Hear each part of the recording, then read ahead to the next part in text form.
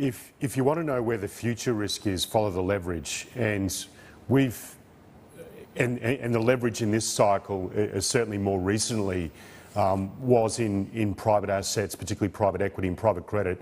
And you touched on that in the previous segment. We've been concerned about that area of the market for some time.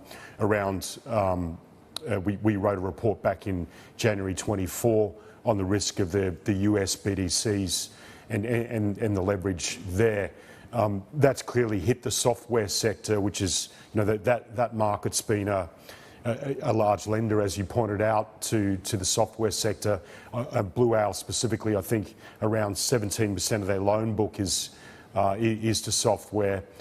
While there's been a meaningful correction in that part of the market so far year to date, or certainly since the high, that sector of the US stock market is still trading on 9.2 times sales, which is a 170% premium to the S&P 500.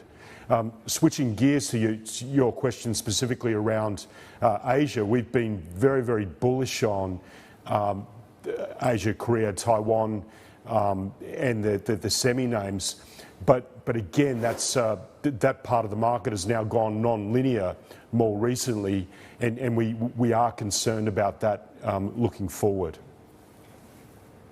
Okay, can you dig in a little bit deeper into that, these concerns that you're seeing, and of course, as we note, this Blue Owl Capital and the halt on redemptions at their retail credit fund, is this a warning signal? Could this be, the first domino to fall, if you will? Yeah, it could be. Look, there's parallels between this episode and leading into 2008. If we, on April 2007, we saw the collapse of New Century Financial. A few months later, BNP closed some funds, and then, as we know, famously, Lehman Brothers, or Bear Stearns the following January, and then Lehman Brothers in September 2008.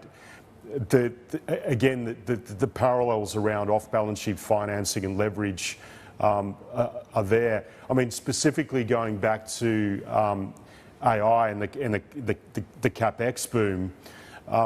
Clearly in the latest reporting season, the US mega-cap tech, the hyperscalers, continued to increase, project that they would spend more in terms of AI capex.